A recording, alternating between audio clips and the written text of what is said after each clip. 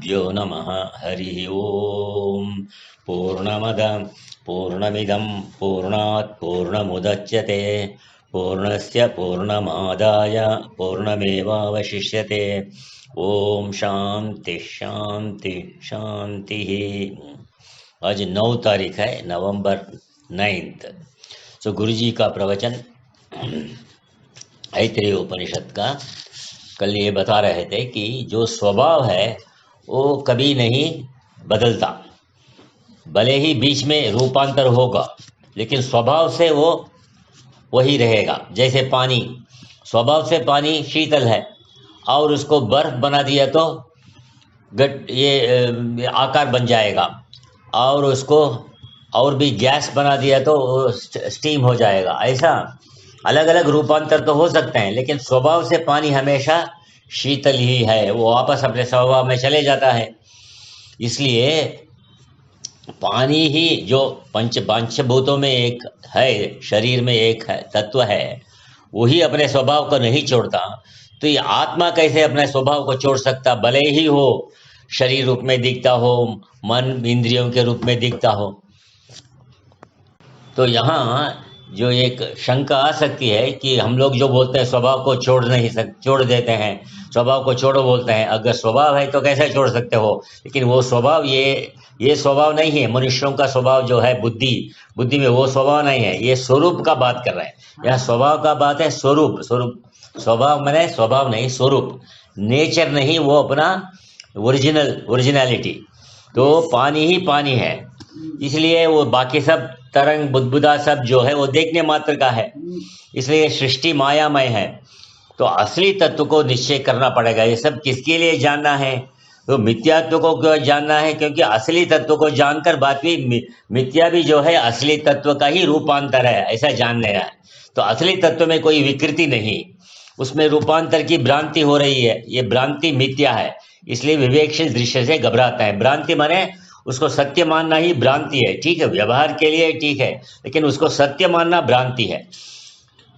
इसलिए विवेकशील दृश्य से घबराते नहीं, क्योंकि मालूम है दृश्य जो है वो रूपांतर है, वो थोड़े देर रहेगा बाद में चले जाएगा। इसलिए दृष्टा को ही पकड़ना पड़ेगा। दृष्टा ही परमार्थ है। जो देख रहा है वो परमार्थ है, जो दिख रहा है वो दृश्य है, वो परमार्थ नहीं। जिसने इस शरीर का बचपन देखा, उसी ने जवानी को भी देखा, उसी ने बुढ़ापे को देखा, और मरण का दृश्य भी उसी ने देखा। ये जो देख रहा है वो मरता नहीं कभी। मर रहा है पड़ोसी और मैं कर रहा है, मैं मर जाऊंगा। ऐसी है तुम्हारी वो अंतरात्मा। ब्रह्मैव अहमस्मि आत्मैव अहमस्मि। तो आत्मा व इदमग्रे आसीत् न अन्यत् किंचन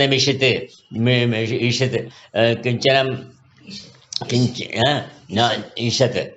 तो दूसरे दार्शनिक कहते हैं, वैशेषिक माने तार्किक, काणादादि न्याय और काणाद, वैशेषिक और न्याय दोनों तार्किक हैं, तर्क से सिद्धांत को खड़ा करते हैं। वो कहते हैं कि सृष्टि तो परमात्मा करता है, किंतु ये 4 भूतों को ये परमाणु मानते हैं। पृथ्वी, जल, तेज, वायु, आकाश को तो भूत नहीं मानते। परमाणु, आजकल तो अणु विद्या बहुत प्रचलित हो गई है, किंतु प्राचीन काल के ऋषि भी इस विद्या से रहित नहीं थे। वो जानते थे, उन्होंने परमाणु तक की खोज किया और सही खोज किया। एक सरसों का दाना माने एक सासवे ने तो बोलता मस्टर्ड, उसका एक दाना ले लो और उसमें देखो, और हिमालय की ओर देखो। अब इसको जो विनाश है, विनाश क्या है? अवयवों का विभाग होना, माने डिवीजन होना। जो जिस जोड़ से बना है उनको अलग अलग करना ही विभाग है। तो अवयवों का विभाग होना वस्तु का विनाश है। अब ये सरसों का दाना है, ये भी साकार भाव में दिखता है। साकार भाव में दिखने से इसका विनाश होगा।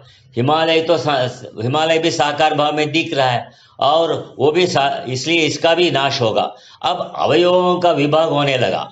ये अवयव विभाग कहाँ तक चलेगी? जब तक उसके आगे विभाग नहीं बन सकेगा वो तब तक चलेगा। तो इसके आगे जब अवयवी भाव नहीं है, आखिरी भाग जो है वो जिसको हम आगे नहीं विभाग नहीं कर सकते, उसको कहते हैं परमाणु।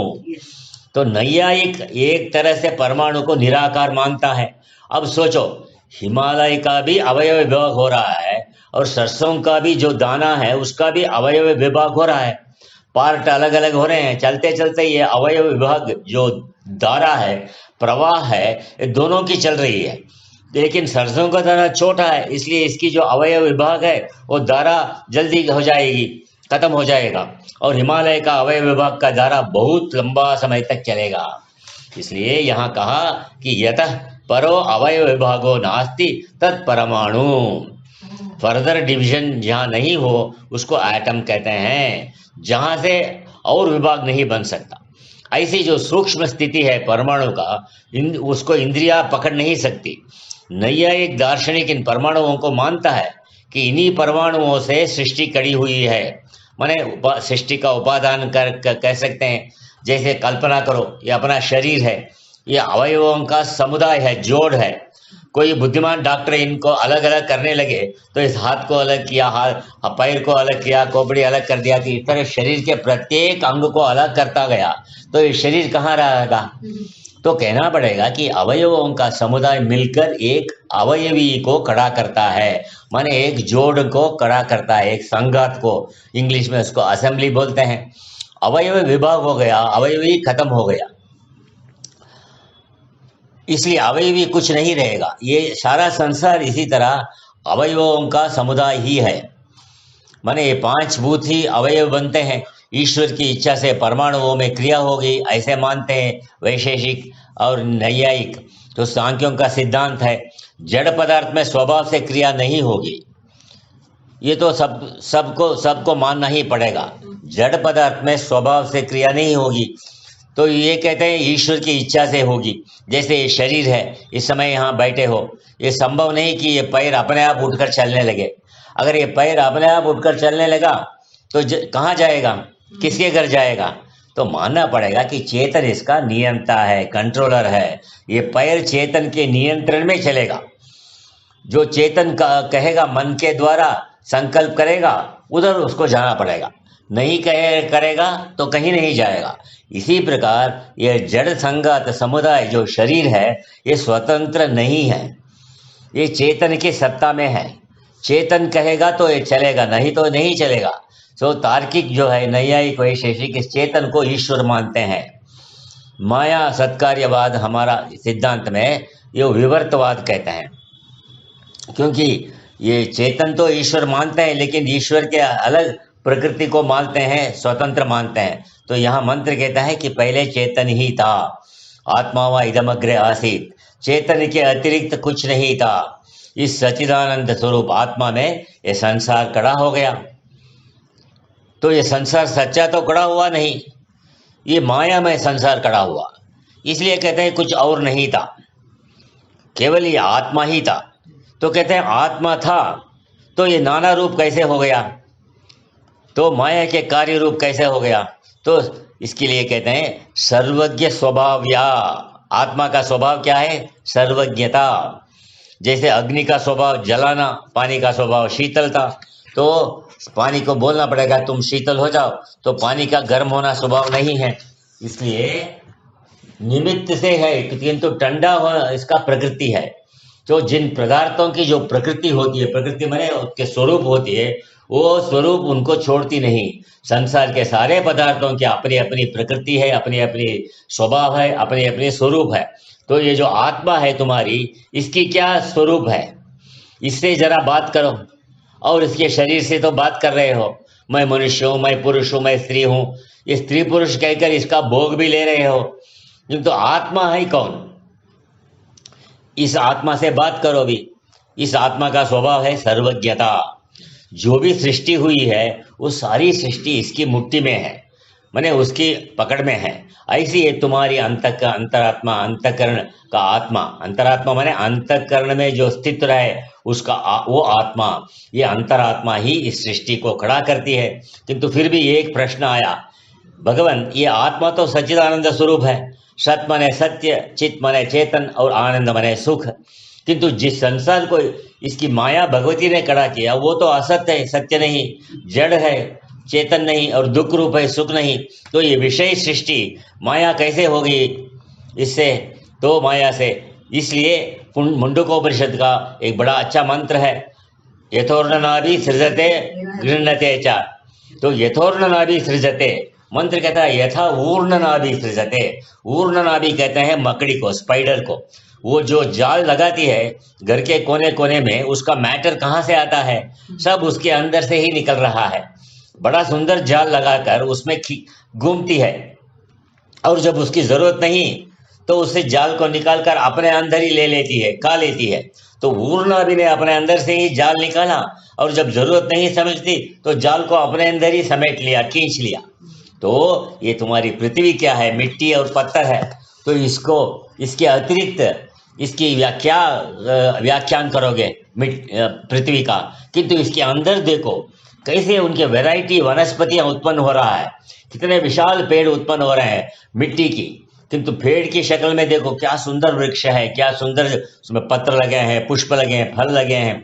तो सोचो, पृथ्वी मिट्टी पत्थर रूप है, किंतु उससे उत्पन्न होने वाली चीज कितनी सुंदर है, कितनी उससे भिन्न है। तो ये पृथ्वी पेड़ के रूप में खड़ी है, पत्र के रूप में, फल के रूप में, पुष्प के रूप में। ये पृथ्वी है सब रूपों में। तो सब जीवों का भोग हो गया वो पृथ्वी से जो आया वो वनस्पति हम खा रहे हैं। दिख रहा है कि हम सेब खा रहे हैं, मौसम्बी खा रहे हैं, संतरा खा रहे हैं, किंतु खा रहे हैं मिट्टी को। किंतु यूं घर में बुलाकर थाली में मिट्टी रख दो और कहो कि खाइए भाई साहब, तो कहोगे इसका दिमाग तो खराब नहीं है। तो जैसे संतरे को, जिस सेब को, जिस फल को हम तुम्हारे सामने रखेंगे, वो अपने स्वरूप में मिट्टी ही है। असली सबको अच्छा नहीं लगता, तो तत्व चिंतन काल में तो अच्छा लगता है, तत्व चिंतन काल में तो असली ही अच्छा लगता है, किंतु व्यवहार काल में नकली अच्छा लगता है। तो जब मेरा तेरा करना है तो नकली का अच्छा लगता है। तो दो दोस्तों को घर में बुलाओ, एक ही प्लेट में रसगुल्ला रख दो, दूसरे के प्लेट में शक्कर रख दो, तो कहो ये दोनों एक ही है। ये नहीं समझेगा कि मेरे को असली चीज दी है, तो उसको तो खुश होना चाहिए कि मेरे को असली शक्कर दिया है जिससे रसगुल्ला बना है, दूसरे को तो नकली दिया रसगुल्ले के रूप में। तो इस प्रकार व्यवहार में असली रूप नहीं चलता, और परमात्मा असली के बिना जीवन नहीं चलता। तो व्यवहार में जब ये नकली चलेगा तो ये शोक मोह तो बढ़ाएगा। इसलिए कहा कि इसको मिथ्या समझो। व्यवहार काल में लौटना तो तुमको असली में ही है। जैसे मार्केट में गया, बहुत सामान लिया, तो लौटकर किधर जाना है? घर में ही आना है ना। इसलिए कहा कि घर को लक्ष्य बनाकर, माने अपने स्वरूप को लक्ष्य बन के बाहर व्यवहार करो। असत्य वर्तमनि स्थित्वा ततः सत्यम समीहते। आचार्य कहते हैं इस असत्य के जंगल में, इस असत्य जगत में रहकर सत्य की समीक्षा, सत्य की विचार करो। जिस सत्य के बिना ये नकली दिख नहीं सकती, कुछ भी नहीं हो सकता है, वो परम सत्य तुम्हारी आत्मा है, वो तुम्हारे अंदर ही है। जो इस जगत का आत्मा बना है, इस विशाल ब्रह्मांड का आत्मा बना है, वो तुम्हारा भी आत्मा बना है, वो तुम्हारा स्वरूप है। इस स्वरूप में लौट गए तो तुम्हारे मोक्ष हो जाएगा, नहीं तो जन्म मरण का चक्कर चलता ही रहेगा। तो ये पृथ्वी सब कुछ है, पृथ्वी के बाहर कुछ नहीं। जो इस सृष्टि काल में हो रहा है, जो वो दिखता है, पृथ्वी अलग दिखेगी। ये तुम्हारा शरीर है, कार्य है, दाल बाटी रोटी, ये भी पृथ्वी ही है। मैटर